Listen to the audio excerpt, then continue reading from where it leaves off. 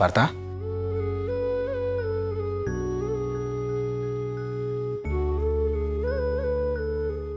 ಪಾರ್ಥ, ನಿನ್ನನ್ನು ನೋಡಿದ್ರೇ ಗೊತ್ತಾಗ್ತಿದೆ ಮನಸ್ಸಲ್ಲಿ ಏನೋ ಇಟ್ಕೊಂಡು ಒದ್ದಾಡ್ತಿದ್ಯಾ ಅಂತ. ನಾವೆಲ್ಲ ಇದೀವಲ್ವಾ, ನಮ್ಮ ಹತ್ರ ಶೇರ್ ಮಾಡ್ಕೋಬಾರ್ದಾ? ಹಾಗೆ ಇದ್ದರೆ ನಿನ್ಗಿನ್ನೂ ಕಷ್ಟ ಆಗಲ್ವಾ? ಮಹಿ, ಎಲ್ಲ ಶೇರ್ ಮಾಡ್ಕೊಂಡ ತಕ್ಷಣ ಸರಿ ಹೋಗುತ್ತೆ ಅನ್ನೋ ಫೀಲಿಂಗ್ ನಂಗೆ ಬರ್ತಾ ಇಲ್ಲ. ಸಿಚುವೇಶನ್ ಎಷ್ಟು ಕೆಟ್ಟದಾಗಿದೆ, ನಮ್ಮ ಕೈಲಿ ಏನೂ ಮಾಡೋಕ್ಕಾಗ್ತಿಲ್ಲ ಅಂತ ನನ್ನ ಕಾಡ್ತಾ ಇದೆ. ಪರಿಸ್ಥಿತಿ ಮುಂದೆ ನಾವು ಹೆಲ್ಪ್ಲೆಸ್ ಆಗಿಬಿಟ್ಟಿದ್ದೀವಿ ಮಹಿ. ನಮ್ಮ ಕೈಲಿ ಏನೂ ಇಲ್ಲ ಅಂದರು ನಾವಿದ್ದೀವಲ್ವಾ, ಅಷ್ಟು ಸಾಕು. ನಾವು ಮನ್ಸು ಮಾಡಿದ್ರೆ ಏನು ಬೇಕಾದರೂ ಮಾಡ್ಬೋದು. ನೀನು ಇಷ್ಟೊಂದು ಹೋಪ್ಲೆಸ್ ಆಗೋಂಥ ಅಗತ್ಯ ಏನಿಲ್ಲ ಅನ್ಕೋತೇನೆ. ಮಹಿ, ಮನೆ ನಮ್ಮಿಂದ ಹೋಗ್ತಾ ಇದೆಯಲ್ಲ, ಅದು ನಮ್ಮ ಐಡೆಂಟಿಟಿ, ಅದರಲ್ಲಿ ನಮ್ಮ ನೆನಪುಗಳಿದೆ. ಅದನ್ನು ಹೇಗೆ ಇಗ್ನೋರ್ ಮಾಡೋಕ್ಕಾಗತ್ತೆ? ಏನು ಅಷ್ಟೊಂದು ಸೀರಿಯಸ್ ಆಗಿ ಮಾತಾಡ್ತಿದ್ದೀರಲ್ಲ? ಬಾಬಾ, ಅದು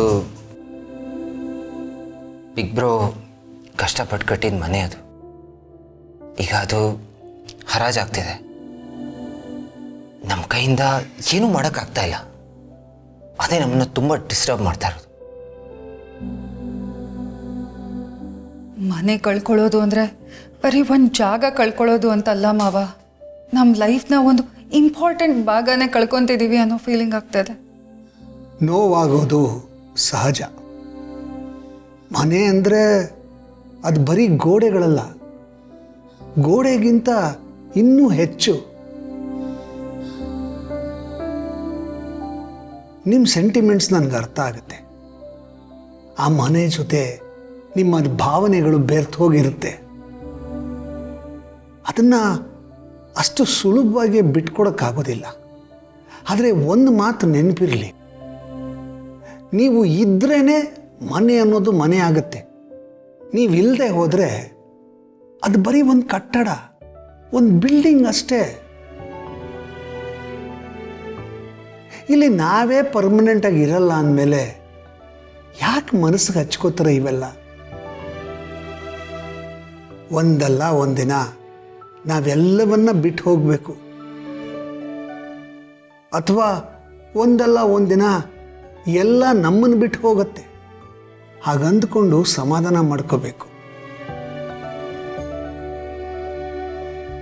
ಅದು ಅಲ್ಲದೆ ನಿಮ್ಮ ಕೈನಲ್ಲಿ ಮಾಡೋಕ್ಕೆ ಸಾಧ್ಯ ಆಗಿದ್ದು ನೀವು ಮಾಡಲಿಲ್ಲ ಅಂದರೆ ಅದು ತಪ್ಪು.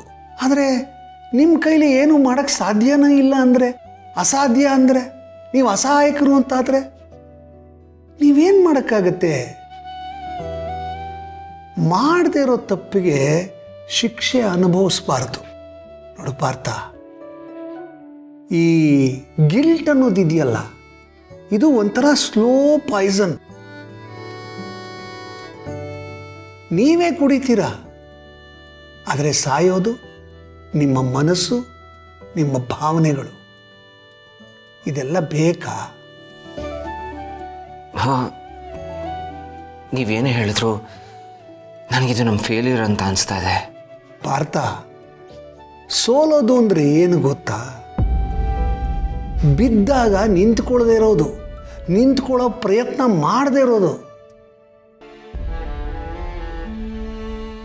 ನೀವು ನಿಂತೇ ಇದ್ದೀರಲ್ಲ ಅಂದರೆ ಇನ್ನೂ ನಿಮಗೆ ಸೋಲಾಗಿಲ್ಲ ಅಂತಲ್ವಾ ಅರ್ಥ? ನೋಡಿ, ನಿಮ್ಮ ಅಣ್ಣ ಇದ್ದಾರಲ್ಲ, ನನಗೆ ಅವ್ರ ಮೇಲೆ ತುಂಬ ನಂಬಿಕೆ ಇದೆ. ನಾನು ಭೂಮಿ ಕಾತ್ರನೂ ಮಾತಾಡಿದೆ, ಅವಳಿಗೂ ಅವ್ರ ಮೇಲೆ ನಂಬಿಕೆ ಇದೆ. ನೀವು ಅಷ್ಟೇ ಅವ್ರ ಮೇಲೆ ನಂಬಿಕೆ ಇಡಿ. ಕೆಲವು ಸರ್ತಿ ನಾವೇನೂ ಮಾಡಬೇಕಾಗಿಲ್ಲ. ನಾವು ಯಾರನ್ನ ನಂಬ್ತೀವೋ ಅವ್ರನ್ನ ಬಲವಾಗಿ ನಂಬಿಡಬೇಕು. ಆಗ ಎಲ್ಲ ತನಗೆ ತಾನೇ ಆಗೋಗುತ್ತೆ. ಧೈರ್ಯವಾಗಿರಿ, ಎಲ್ಲ ಒಳ್ಳೆಯದಾಗತ್ತೆ. ಹೌದು ಪಾರ್ಥ, ಅಪ್ಪ ಹೇಳಿದ ನಿಜ. ಭಾವ ಒಬ್ಬರೇ ಫೈಟ್ ಮಾಡ್ತಿದ್ದಾರೆ. ನಾವೀಗೆ ಬೇಜಾರು ಮಾಡ್ಕೊಂಡು ಕೂತ್ಕೊಂಡ್ರೆ ಆಗಲ್ಲ ಅಲ್ವಾ? ನೋಡಿ, ನಮ್ಮ ಕೈಲಿ ಏನು ಹೆಲ್ಪ್ ಆಗುತ್ತೋ ಅದನ್ನು ಮಾಡೋಣ. ಅವ್ರಿಗೆ ಸಪೋರ್ಟಿವ್ ಆಗಿ ನಿಲ್ಲೋಣ. ಗುಡ್. ಜೀವ ಹೇಳ್ತಿರೋದು ಕರೆಕ್ಟು. ನೋಡಿ, ಸಮಸ್ಯೆ ಎಷ್ಟೇ ದೊಡ್ಡದಿರ್ಬೋದು, ಆದರೆ ನಮ್ಮ ವಿಲ್ ಪವರು ಅದಕ್ಕಿಂತ ದೊಡ್ಡದು. ಎಂಥ ಸಮಸ್ಯೆ ಇದ್ದರೂ ಅದಕ್ಕೊಂದು ಸೊಲ್ಯೂಷನ್ ಇದ್ದೇ ಇರುತ್ತೆ. ನೀವು ನಿಶ್ಚಿಂತೆಯಾಗಿರಿ, ಎಲ್ಲ ಒಳ್ಳೆಯದಾಗತ್ತೆ. ಜೀವ ಬಾ, ಒಂಚೂರು ಮಾತಾಡಬೇಕು.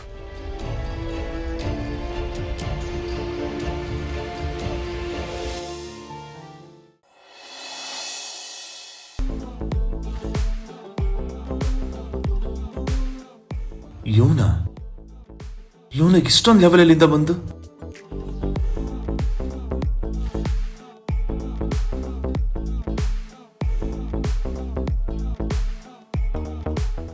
ನೋಡ್ರೋ ನೋಡಿ, ನಮ್ಮ ಅಣ್ಣ ಬಂದ, ನಮ್ಮ ಬಿಗ್ ಬ್ರೋ ಬಂದಿಯಾನೆ. ಹರಾಜ್ ಹಾಕ್ತೀರಾ? ಹರಾಜು ಇವಾಗ ಹಾಕಿ ಬ್ರೋ. ಕರೆಕ್ಟ್ ಟೈಮಿಗೆ ಬಂದೆ ಬ್ರೋ. ನೀನು ಒಳ್ಳೆ ಕೆಲಸ ಮಾಡಿದೆ ಬಂದು. ಇದು ನೋಡಿ, ಇವ್ರುಗಳನ್ನೆಲ್ಲ ಹರಾಜ್ ಅನ್ನೋ ಹೆಸರಲ್ಲಿ ನಮ್ಮ ಪ್ರಾಪರ್ಟೀಸ್ನೆಲ್ಲ ನುಂಗಿ ನೀರು ಕುಡಿಯಕ್ಕೆ ನೋಡ್ತಾ ಇದ್ದಾರೆ. ಎಷ್ಟು ಸರಿ ಬ್ರೋ ಇವ್ರು ಮಾಡ್ತಾ ಇರೋದು? ತಗೋ ಕ್ಲಾಸ್ ತಗೋ, ಕರೆಕ್ಟಾಗಿ ಹೇಳ್ತೀನಿ ಇವ್ರಿಗೆ. ಒಳ್ಳೆ ಕೆಲಸ ಮಾಡಿದೆ ಬಂದೀನು. ಏಯ್ ಹಾಕ್ರೋ, ಈಗ ಹರಾಜ್ ಹಾಕ್ರೋ. ಮಜಾ ಇವಾಗಿರೋದು ಮಜಾ. ಕೂತ್ಕೋ ಬ್ರೋ, ಬೈಲಿ ಕೂತ್ಕೋ, ಬೈಲಿ ಹಾಕ್ರೋ. Sorry to interrupt.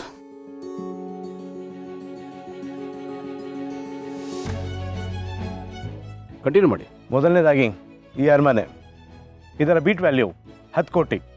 15 ಕೋಟಿ. 25 ಕೋಟಿ.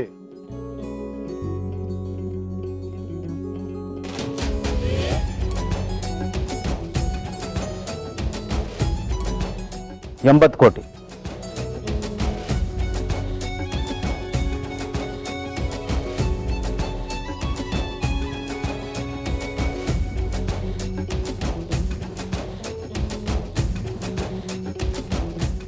ಇನ್ನೂ ಹೆಚ್ಚು ಕೂರೋರು ಯಾರಿದ್ದಾರ? 80 ಕೋಟಿ ಒಂದು ಸಲ, 80 ಕೋಟಿ 2 ಸಲ, 80 ಕೋಟಿ 3 ಸಲ. ನೆಕ್ಸ್ಟ್ ರಿಸಾರ್ಟ್ ಬೀಟ್ ಅಮೌಂಟ್ 5 ಕೋಟಿ. 10 ಕೋಟಿ. 20 ಕೋಟಿ. 50 ಕೋಟಿ.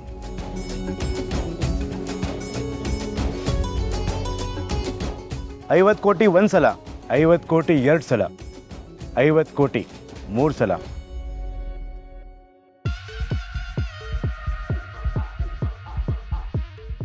ನೆಕ್ಸ್ಟ್ ಅವರ ಫ್ಯಾಕ್ಟ್ರಿ, ಅದರ ಬೀಟ್ ವ್ಯಾಲ್ಯೂ 25 ಕೋಟಿ. 30 ಕೋಟಿ. 60 ಕೋಟಿ.